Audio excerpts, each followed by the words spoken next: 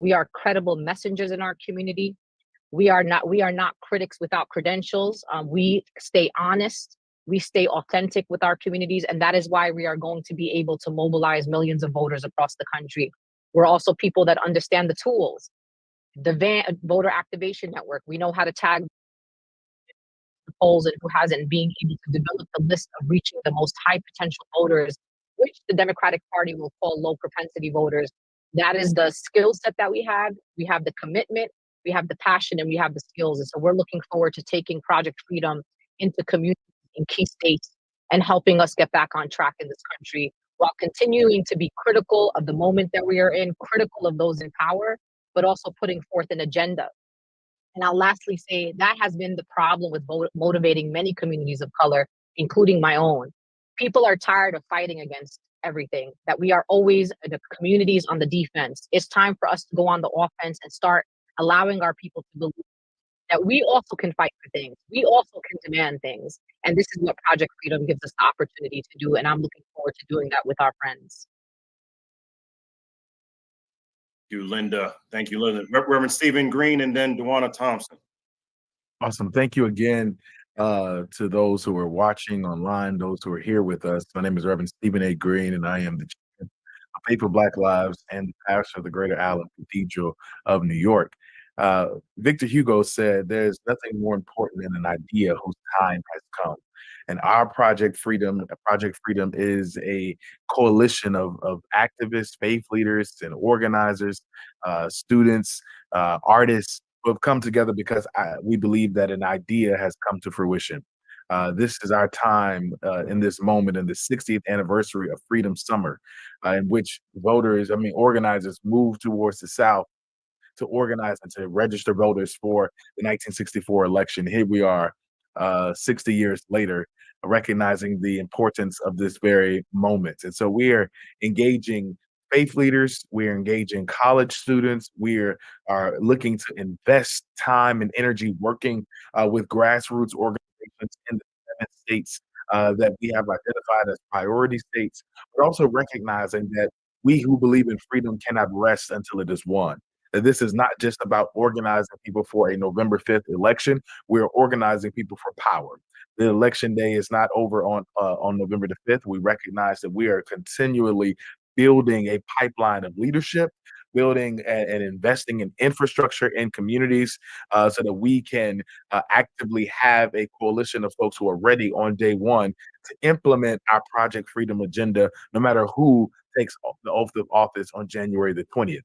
So we invite you across the country to join us, to register, to sign up, to make a donation, to invest in this freedom movement so that we can see the beloved community realized here in the United States of America and beyond. We're talking about the end of war, the end of poverty, the end of violence, the vision of Fannie Lou Hamer and Frederick Douglass now coming to fruition with another generation who is on the front line.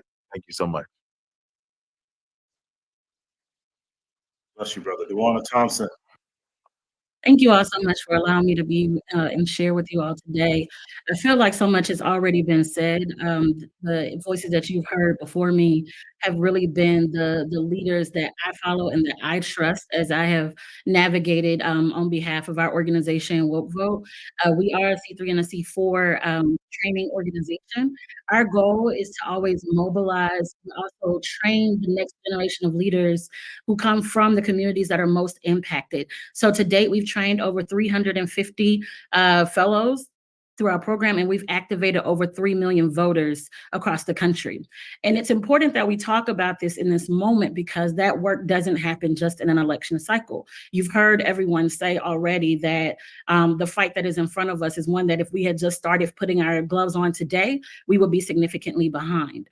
And so the wonderful thing and the thing that I'm most encouraged by is that everybody on this call, we know our communities. We know who our leaders are. We know who are the folk who are going to activate We know where the communities are that most feel that they don't have a voice, and we've been a part of those communities. There's a quote that I like to remind people. It says, while good news is putting its shoes on, bad news has traveled the world twice. Project 2025 is bad news, right? It's traveled, it's gone into some of our communities so fast that it's created a unnecessary level of fear, and it was done intentionally. And so we are bringing the good news. We're bringing the not alternative news. We are bringing the truth, because we understand that there has been a visceral attack on the truth. And so when you are getting ready to line up behind us, when you're activating with us through this project, this freedom project, through the freedom to live, the freedom to learn, the freedom to vote, and the freedom to thrive, you are going to be bearers of the truth. We are going to stand 10 toes down on the ideals that we believe are critical for our communities. And we know that when we fight for voting, when we fight for autonomy, when we fight for the opportunities for us to have families that are fed well, that are educated well, that have good jobs, that have good homes, it doesn't just support our African-American communities. It doesn't just support communities of color. Everybody rises when we rise. And so this is a day where we're excited. We're excited and we're honored to be able to bring the truth in a different way, to combat the darkness with the light. And the Woke Vote is super excited to be a part of that. We continue to do our training. We have our freedom schools that we do on the ground, that's training people on not just how to activate for a voter for election time, but how to build systemic power so that you can address issues every single day in the community. While everybody might be looking at what's going on with the presidential election, there are significant races up and down the ballot for many states. And we know that there's been a signaling of shifting power back to the states. So we got to be prepared for that. We got to understand where our powers, our pocket powers lie. And so we're excited to make sure that that is a focus as a part of our work that we're doing this year. And we're leaning in to make sure that not only are people getting the information, not only are they being asked to vote, but they're getting the tools and the resources that they need to take this work beyond Election Day. So I'm excited to be here, and I appreciate the opportunity to fight with all of these power leaders on this call today. Thank you, and God bless. And the reality, everyone, is, as you can see, this is a coalition. This is not just one organization. This is multiple organizations that have been successful across this country that came together to be ready to demonstrate a very clearly freedom. That is our banner. And so very clearly our effort in this regard, it is not about a candidate. It is not about a party. It is about our people. And so, again, we have 16 policy items that we're very clear around, that we're highlighting, 7 different states that we're focused upon. Today being the launch for anyone who's just joining us to the launch of Project Freedom, ourprojectfreedom.com. I want to go back to Pastor Mike because it's important for us to say a word around the ending of gun violence and reimagining safety, giving the rhetoric that has already begun this week and is sustained, why it's so important for that to be a critical issue, part of our conversation. Pastor Mike? Absolutely. Just wanted to chime back in and offer that part of the ridiculousness of Project 2025 is that it makes all kinds of assumptions about the work that has happened and the work that is happening and the work that must continue to happen. Many of us on this call and many in our collective network have been working for well over 25 years to end the mass criminalization and the mass incarceration of Black and brown folks, to end the mass criminalization of our Muslim loved ones, to ensure that Black and brown communities are not overdetermined by gun violence. And because of this decades-long effort of organizing, we have started to see the result of the gun violence rates literally at a 50-year low after it had an unfortunate spike during COVID. Project 2025 does not address the sustainability of that. And we may also say that it is not always a guarantee that both parties have a commitment to the long-term sustainability of addressing community safety, which means that we do not have to overly rely on law enforcement, punitiveness, and the prison carceral system to secure safety and security in our communities. Obviously, the recent killing of Sonia Massey has reminded us that there are too many rogue police officers who are unaccountable in our communities, wreaking havoc, and Project 2025 would not solve that problem, we believe it would actually exacerbate it. I'll just close by saying, in our Live Free Network and our Black Brown Gun Violence Prevention community across the country, a Black Brown Peace Consortium, in every one of these states, we have active, vibrant networks of peacemakers, intervention specialists, public health workers, organizers, policy individuals.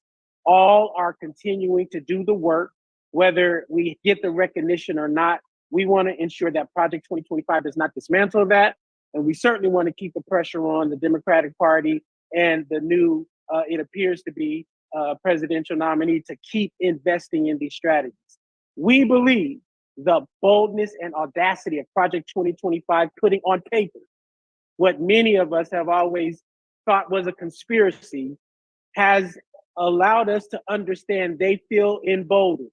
And so now we are emboldened publicly to defeat Project 2025 with our people, pushing, organizing, loving on one another, building the power necessary. And I believe we will win, as we always have. Pastor Mike, thank you for dropping that knowledge out here. It's always good when you got pastors out here. Good information is always going to happen here.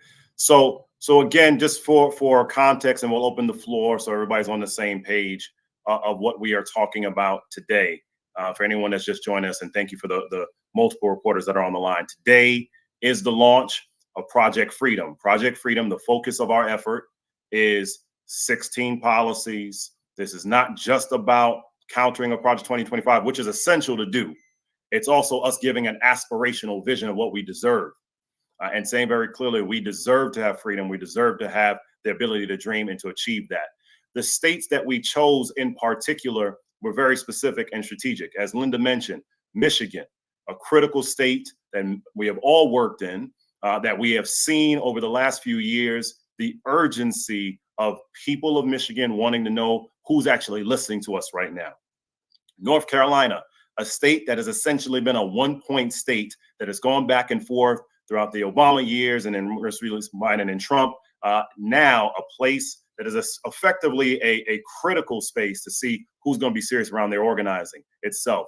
You can't ignore Nevada and all the different demographics that are happening in Nevada, in particular in Las Vegas, because of what's going on in terms of congressional race, the Senate race, and the impact on the national election. Obviously, we've talked about Georgia. We as a people are not going to allow Georgia, especially given the conversations that have been happening in Georgia, of making it harder for people to vote, where it being illegal to have water to be in line for vote, to say, you know what, we're going to give you, again, an aspirational vision to believe around. Pennsylvania, when you think about all that has happened, a state that folks sometimes ignore, 6 hours apart between Philly and Pittsburgh. And so all of our different communities, Pennsylvania, for perspective, had the second largest increase of Puerto Ricans other than Florida in the last several election cycles. We have to make sure, again, we're mobilizing our respective communities, which is why New York is a part of this as well. How we make sure all the energy that's happening in New York is a part of this conversation itself. And then Ohio, so simply put, we're not going to have allow an anti-DEI rhetoric to go unchecked. There is too much opportunity and too much momentum that exists there. So with that, let's open it up for any reporters who may have questions at this time. We see several on the line who have been doing the work itself. We see Philip, I see Cheyenne, I see several others on there. Let's open it up for any questions from any of the press at this time. I'll go first. Thank you, everyone, for doing this call. Let me ask as a first question, and particularly for Michael and Tamika, but everyone can chime in. Do you see that, how do you see the death of Sonia Massey, right, changing the political dynamics of this, particularly after the failures of the George Floyd Policing Act? And duly with that and coupled with that, do you see Vice President Harris, although not necessarily considered by many progressives to be the most progressive potential candidate, do you see her closer to this agenda than President Biden? Well, she's the co-author of the George Floyd Justice and Policing Act. So obviously, this was part of what is in the bill are her ideas. I think that that's a good sign. But what we do know is that the bill has been watered down over time. And there were many reasons why that happened. We worked very closely with Senator Booker on trying to keep the bill as strong as possible, including ending qualified immunity. And we lost that after a while, which was a huge blow to the bill. And so hopefully those things will be restored. I believe this is an opportunity for us to renew our energy around getting this bill passed. The executive order was good that it happened from a symbolism perspective, but it does not have in it all of the elements that need to be there, and it's not as strong as it should be. You know, when we think about the officer who killed Sonia Massey, his record should have disqualified him from being a police officer in this country. Number one, we know that he was discharged from the armed forces and he has a dishonorable discharge. We also know that he moved around to 6 different police departments within 4 years. Some of the allegations against him range from lying on documents to tasing a young teenage boy. This man was already problematic.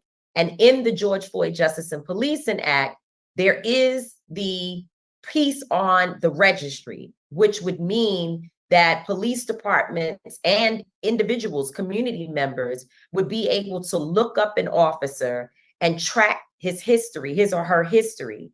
The problem is, and why we say that it needs to be strengthened, not just passed, but also strengthened, is because there is nothing that presents consequences and accountability if a police department hires a person like him anyway, knowing all of the information about the bad behavior and infractions of the past. And so there's a lot of work to do there. And I would hope that that we see new energy around this particular, around the bill, because of the fact that we have this new moment. One, the unfortunate death of Sonia Massey, but also that one of the co-authors will more than likely be the nominee in the next few days. And just real quick, as a follow-up there, Tamika, it sounds like what you're saying is that if the George Floyd Policing Act had passed, this officer wouldn't have been on the force in the first place and would have saved Sonia Massey's life. Is that correct assessment from what you just said? Well, what I am saying is that the community and the other police departments would have known, and even if this police department that hired him, the last one or any of the others, even if they knew, they can deny it, because at this point, the registry does not exist. The federal registry does not exist.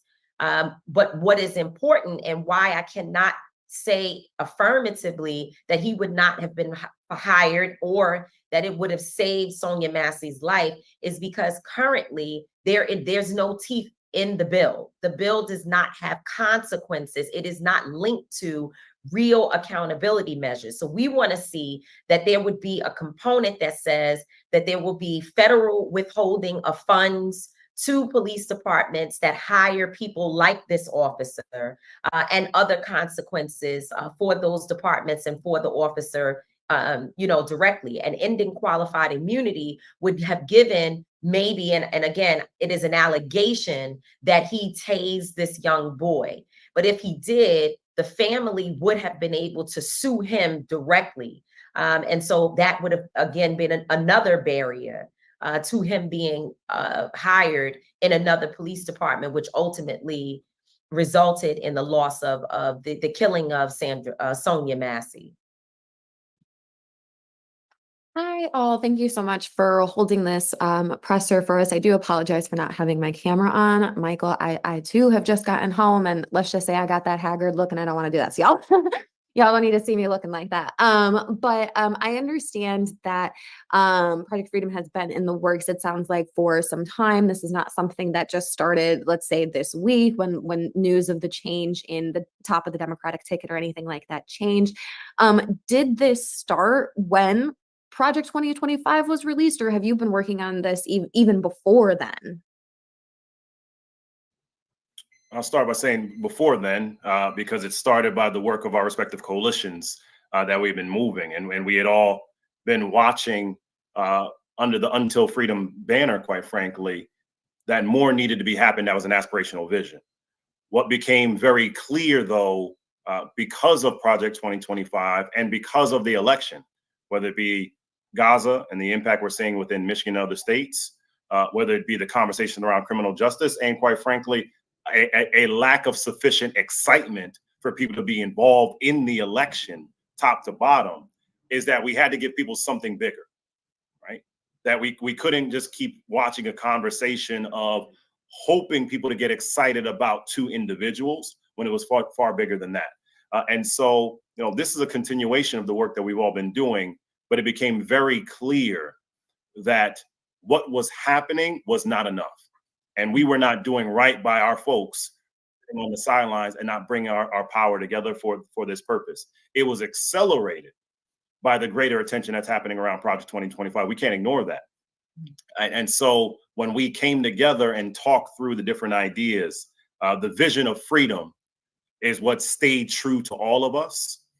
And then staying true to that point was live. How do we live? How do we live free? How do we dream and give ourselves that permission slip? So it's a both and to that. I would welcome whether it be Reverend Green or Linda Sarsour as well, who have, of course, additional perspective. But no one should be thinking that this all began this week or this month. We've been working on this for some time. We just knew that the time to come forward was today. Yes, Reverend Green or Linda? I definitely want to echo the sentiment. Also, as I mentioned earlier in my remarks, to remind you that this is about also us celebrating the 60th anniversary of Freedom Summer, when Fannie Lou Hamer and SNCC organizers and others moved to Mississippi to organize and strengthen the Mississippi Freedom Democratic Party. When Fannie Lou Hamer spoke at the convention in Atlantic City and said, "I'm sick and tired of being sick and tired." And so all of this, even the calling and beckoning of history, calls us to move in this particular moment. And this is about setting an agenda for the future of the nation, the future in which we intend to build. We are all recognizing also that we're on the precipice of the 250th anniversary of the nation in 2026. And so Project Freedom is not as we said, this is not a 100-day campaign. This is a campaign to lead us for the next 100 years, really the next 250 years of American democracy. Yes, thank you for that. And just as a quick follow-up, I know that it's been said today that this is not about one candidate, this is not about one party, this is about our people. Just as a follow-up to that, though, have there been any legislators or lawmakers that have come out, endorsed it, that you have been working with on any of these? Obviously, as Tamika mentioned, with the George Floyd Justice and Policing Act, very clearly Vice President was involved in that. Any other lawmakers or legislators that have been involved in any of the policies and platforms that you're thinking of with Project Freedom? They're aware, but today was about us launching on our terms, to then be able to convey and communicate to everyone the vision that we wanted to lay out, so that we gave ourselves, quite frankly, the freedom of being able to say that this was not dictated by electeds nor candidates. This was organizations that came together to say, this is the vision that our communities want us to aspire to. Let me go to Linda Sarsour. No, I think you just said exactly that, Michael, because it also gives us the freedom to critique some of the bills that we're pushing, because we need some of them to be strengthened. We need the opportunity to be able to have conversations around these bills. We started with foundational, practical bills that are already on the table, whether it's End Racial Profiling Act, whether it's George Floyd Justice and Policing Act, whether it's the John Lewis Voting Rights Act. These are things that are on the table, and things that are tangible, that when we talk to communities, we're able to basically move them around something that is not necessarily just idealistic and aspirational. There's a bill that has been drafted. There's something that's on the table that our communities could work towards. And I'll just add this about Project 2025. For us, I think a lot of our communities, as they started hearing about Project 25, and I always tell Tamika, I'm always in the comments. I go look at the shade room. I be trying to see what the people are saying. And one of the main things people were saying that also accelerated this for me, especially as I watched communities of color, they say, where's your Project 25? Y'all mad about Project 2025? What's your plan? And that's kind of even coming out of our own communities. Like, they're just saying, you're over here telling me this man is bad. They got a bad plan. All the things are going to hurt me, but y'all don't got a plan. So why are you mad? Go make a plan and come back. We were already working on a plan, but we also wanted to give something that was a bit realistic.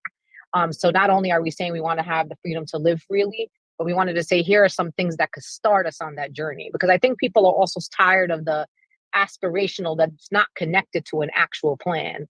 And I think we are balancing the aspirational of the world we want to live in, the country we want to live in, and saying to people, look, y'all want to be on this journey to freedom with us? Let's start here. So we're not saying that Justice for Policing Act is the way that's going to free our people or the way that's going to transform policing in America, but it's an absolute start. Same thing with End Racial Profiling Act, same thing with many of the policies that you see listed. These are beginnings of a journey towards the things that we want. And I think that is going to excite our base. And we're going to be able to say, Project 2025 is this, and we are this. And I think a lot of community organizations don't have the this clearly. And we're trying to be the ones to put forth this type of work plan that I think could bring people out to the polls, at least this upcoming election. Absolutely. If I could just And jump in so, on that and just and to just say that, you know, when we knock on doors, which we will be doing extensively, we go to communities where, you know, they're not always reached. People don't always knock on their doors. They're looked at as communities that there's no investment and no reason to go to them because more than likely they won't vote anyway. That is what we've been told. Linda always says they are called low propensity voters, but we look at them as high potential voters. And when we go to the door, it's not that they don't know what's going on. They're very clear and they want to know, well, what do we do next? How do we deal with the issues and concerns that we have in this particular community? Don't tell me about Washington, D.C. I want to know about my block, my street, my corner. How are we going to address the issues here and even in my home? And so I think that Project Freedom is something that we can put in their hand where we're not leaving them with a pamphlet about just voting and what polling site to go to, but we're leaving them with a document, a resource tool so that they can say, this is the specific issue that I'm concerned about, and here's what we're fighting for. And it empowers them to be more than just voters, but to be advocates in their communities. Absolutely. And just for organizational awareness, this is a collaboration. Until Freedom, Live Free, Faith for Black Lives, Kairos Democracy Project, all of us coming together under this banner of Project Freedom. Again, two focuses. We envision a nation where we can do so many things to be free, and also making sure people consider the nation and what Project 2025 would be. Press, any other questions at this time for the reporters that are on the line? We see several of them on the line right now. Hi, Beatrice Peterson, ABC News. I was wondering if you guys can talk a little bit about, I know Tamika just mentioned earlier, some of the battleground states and the importance of targeting the 4 that you guys picked, and why it is important for these battleground areas that you've decided to prioritize over some of the other battleground states and areas. Well, happy to start, and I'm going to ask for Reverend Green to come in after me on that, because we talk about these states a lot here. So first and foremost, you think about Michigan, and also Linda. Michigan is the epitome of why you had to give an aspirational vision to the people. You had tens of thousands who decided, I am not voting because I am not excited about any of this. I do not believe my voice is being heard. And we got to be clear about that. And so we couldn't let it sit on the sideline. And we see, again, it's a state like Pennsylvania that can easily flip in either direction. And so Black and brown voters making the determination of Michigan, but we had to give that clarity that we had to give you to be free. Pennsylvania, you can't ignore the magnitude of it. You know, every state, every place sees what's going on and sees what's happening and mobilizing in that regard. You think about going on to out west, Nevada, the efforts of the Economic Prosperity Summit that happened just about 2 weeks ago. It's the epitome of diversity. When you have an NAACP on one day and a UNIDOS on the next day, and your National Bar Association as well, Black and brown communities will make the difference in what happens in a congressional race, a Senate race, and a presidency there. North Carolina, the epitome of Black colleges, obviously a state that has North Carolina A&T, greatest homecoming on earth, as stated, right? We all understand that. It's impossible for us to be talking about the South and not having that there. And so for the overall dynamic of what we're achieving, it is the excitement of all of our collective groups as part of this. And so we looked at the capacity of all of our organizations and that we're ready. And you're starting to see them listed out in the chat. Many of partners that are a part of this effort here accordingly in the chat. And so we're excited about that. For Until Freedom, for Woke Vote, for Live Free, for Faith in Action, for Faith Black Lives, for Kairos Democracy Project, for all of our causes, we saw those states as the most critical out the gate. Now, on top of that, Beatrice, to your question, the additional ones that we're mapping out are New York. You can't ignore New York's impact on this election because of the congressional races, but also the impact in terms of the border state and battleground state of Pennsylvania. Ohio, for all the reasons that we're seeing, especially given, J.D. Vance being the lead sponsor of an anti-DEI bill, we can't ignore that as well. And then Georgia clearly has had that impact, being the state that determined things accordingly there. Reverend Green and others who want to share Empower Change also, obviously, we meant to highlight that as well. The importance of the states that we selected for Beatrice and others to hear. I'm gonna allow Linda to go first, and then I'll follow. Yeah, I'm gonna drop after this because I got another call. But what I will also say, in addition to everything that Michael Blake said, it's also mapping the states where we have infrastructure, we have partnerships on the ground, and we understand how to move in those states. We've organized, for example, both Empower Action. We've, of course, are known for our work in Michigan. That's a state that I've been organizing for the last 14 years. It's one of the states that gave Bernie Sanders the biggest political upset in presidential history when he won that primary back in 2016, and also made history with the uncommitted campaign this year. Same thing with some of these states like North Carolina, Georgia. There are significant Muslim populations who are not always included in progressive electoral politics. They're often kind of left on the sidelines, and I don't want to leave a vote on the table. So for us, again, the infrastructure, we've organized around police violence cases across the country. And as part of organizing around police violence cases, we've been able to develop relationships with grassroots organizers on the ground. And that is the most important thing that we bring to the table, that it's not just we analyze that these states are battleground, because to your point, there are additional states that could be on this list that are also battleground, but we are going to the battleground states where we have the most influence, the most partnerships, and where we have a track record of doing good work, and where we are also connected to major infrastructure that we have built over the last, respectively for all of us together. Some of us have been doing this work for a very long time. We're old now. Some of them have been doing national organizing for the last over 2 decades. And so that's the places where we don't have to do too much start work. Like, we could just get going. The minute we get on the ground, we could start moving around. And that's the most important thing. We got no time. Absolutely.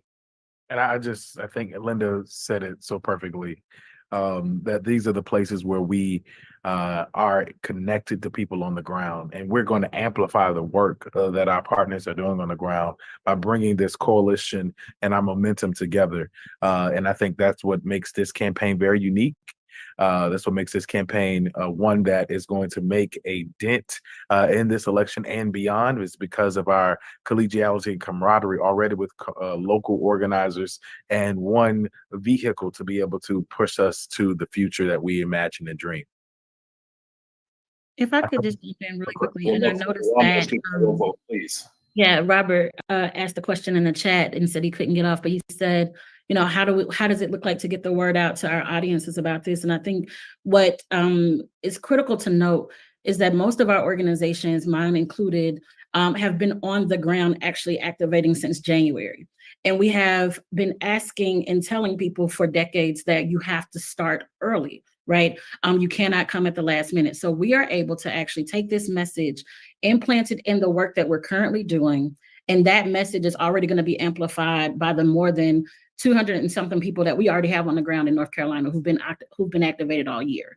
And so I think it's important for that, but also aligning it with messages like the very fact that the literacy test is still on the ballot in North Carolina this year. So the same literacy test that was used in most places across the South to keep voters from being able to vote, we have copies of that. We take that literacy test, we blow it up, and people get so angry about the fact that that happened in the 50s and 60s. And we're like, hey, you do realize it's on the ballot this year in North Carolina. So when you're able to apply something very critical, like, hey, here's what's happening on this ballot this year with the systemic issues that have happened, over decades, it creates a different kind of atmosphere for people wanting to activate differently. And so I think that's really important for us to note. And I think also it's important for us to note that people were really tired of a Black body being the seed that made people get activated. We did not want to just have to activate around a Sonya. We didn't want to just have to activate around a George Floyd. We wanted to activate around a policy agenda that meant something, deep for our people, that didn't trigger them to activate, but motivated them to activate. And so this allows us to do that and to layer it with the most intentional platforms for the states that we've already been in, the issues that we've already been able to activate around, which we heard directly from the community that they were concerned about, and allowed them to be the voices of that work on the ground. Michael, if you don't mind, go ahead. I would love for Tamika to highlight one component to the question before we come back to Philip for a second. To Beatrice's question, influencers and infrastructure, right? To the question, right? There's opportunities that we have here. And to DeWanda's point that we want people to be excited. Many people may not realize, for example, in the state of Michigan has a Black woman up for election to the Supreme Court. I mean, there are transformational efforts that are happening across the country that people can be excited about to mobilize around. So, but to Beatrice's question, I want to be very direct on that. We have infrastructure in these places. We're not starting from scratch. We have influencers who trust our voices to decide how they want to be engaged. And we have an immediacy around this. I mean, people keep talking about November 5th. In many of these states, early voting begins at the end of September. And so our power was greater if we came together. But I would love for Tamika, before we come back to Philip, to highlight there are many influencers and artists and those that have platform who have trusted our voice for years, which is another reason why it was time for us to create this now.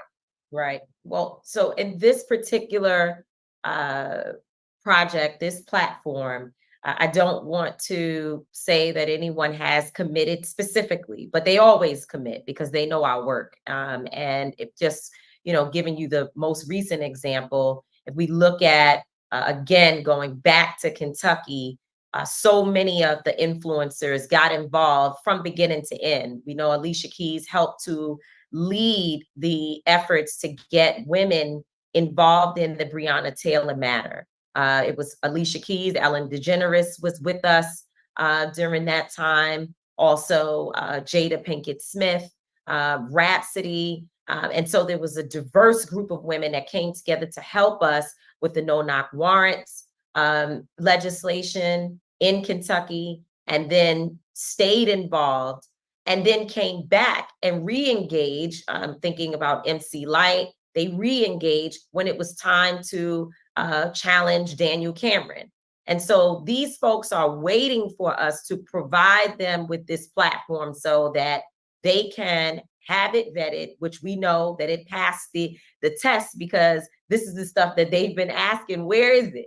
Give it to me so I could go out and inform my community. And we're doing that. We've already pushed the information to them. We know that their teams are looking at how they can help to promote, endorse, support our work. And I have faith that once they are able to see the finished product, they will want to join us. And so that's work that I'm responsible for doing. And Michael Blake is on me every day to ensure that I don't miss 1 hour of sending the emails, making the contact. And certainly we understand that for influencers, they need to know that whatever platform we put forward is something that truly serves the community and something that they can get behind, and they don't have to worry. They are sure that we're going to actually do the work, because that is the other part. There are a lot of organizations out here that will tell you that, they're on the ground, but not everyone sees them. Not everyone knows them. Not everyone feels they don't have the credibility. And so the influencers who work with us, that's something that they are comfortable with. So we're doing that work. But also, as has been said, I mean, everyone here, all of us who are on this call, we, even in the space of the social media universe, we have credibility. When we speak, people listen. People know about Project 2025, but there is a void in this moment, because while they are trying to educate on one thing, they need something else to be able to say, no, this is what America should look like. These are the things that we should be fighting for. Out with Project 2025 and in with Project Freedom. And so as soon as we, are able to go live with this platform, I believe that we will see many people who have been sharing information about Project 2025 saying, hey, I found this other platform, or I know of this other platform, and I know the credible messengers who are behind it. Absolutely. We'll come to Philip for the last question, to be cognizant of time. Philip, please. No problem, man. Once again, Philip Bailey with USA Today. I think Tamika is right. Like, as a Louisville, Kentucky native, someone who got to see that from the front lines of people being engaged. But let me ask a critical question here. A lot of those folks who live and exist in that social justice sphere, who remember Michael Brown, Breonna Taylor, George Floyd, have a lot of scars and bruises from those movements.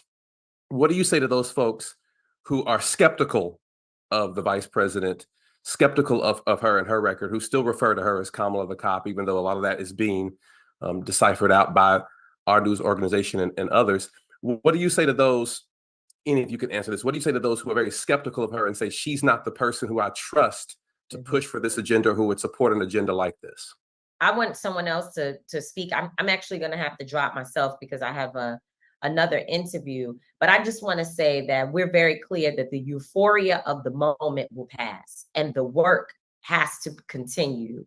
And so I respect those who say that they don't trust, because we don't trust the process at all. I know, and and obviously others on this call know the vice president well, have had many encounters with her. And we know that she is a person who understands, she gets it, she gets the issues, and she listens. And so that's a good thing. That's a good start. But we also understand the system is the system, and the system was not built to protect people of color, vulnerable people, Black folks, of course. And so we have to constantly be in a position and in a posture of fighting for what we believe in and demanding the things that's in this platform and beyond.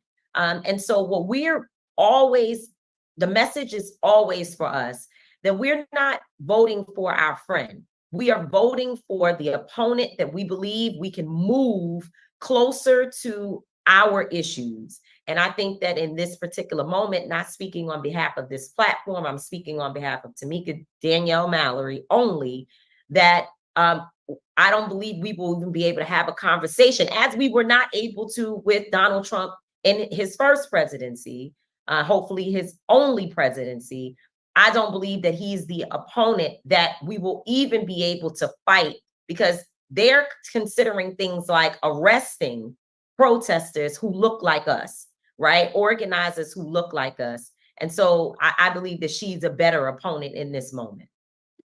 And I agree. I think, Philip, your question speaks to a lot of the conversations and chatter that we often hear on the ground. But I think what motivates this campaign is to really focus on the 14 policy areas that we're talking about, and really looking at freedom as the pathway, and that voting is one tool in our arsenal that we're going to use to fight.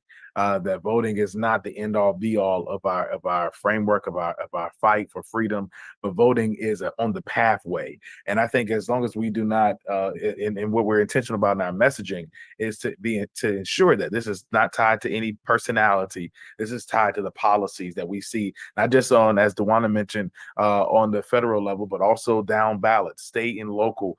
So this vision of reparative justice, what does that look like in your city council elections? What does that look like in your state legislature elections? So that is the framework in which we're intending to build a new vision and a radical vision, so we can build a larger army to be able to continue to fight moving forward. And real quick, to say your name and title one more time, Reverend Green, just to be sure. Reverend Stephen A. Green, Chair of Faith for Black Lives.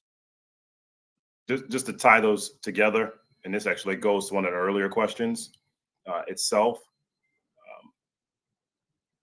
We were talking about this agenda and this vision of justice well before Sunday. So it's not specific to her, but as it relates to the vice president, this is also a time to make sure that there's an education campaign of the things that she did that were inspirational and transformational and positive while she was a DA, because too often the conversation becomes one of, well, you were a DA and prosecutor, so you just must be bad, right? And so again, this is not about endorsing one or another, but it is about empowering people to actually know the truth and facts. And when it comes to justice, too often what we are seeing is a argument and a framing to divide us rather than to educate and empower us. And the next 103 days has to be a part of Project Freedom doing that. But lastly, this is not just about this election. It's about things that are so much bigger beyond it, right? It is giving us ourselves permission to dream about the democracy that we deserve. And as Reverend Green has been consistently saying to us, 2026 being the 250th anniversary, we got to help people to elevate this to a much higher level. We see one in the chat.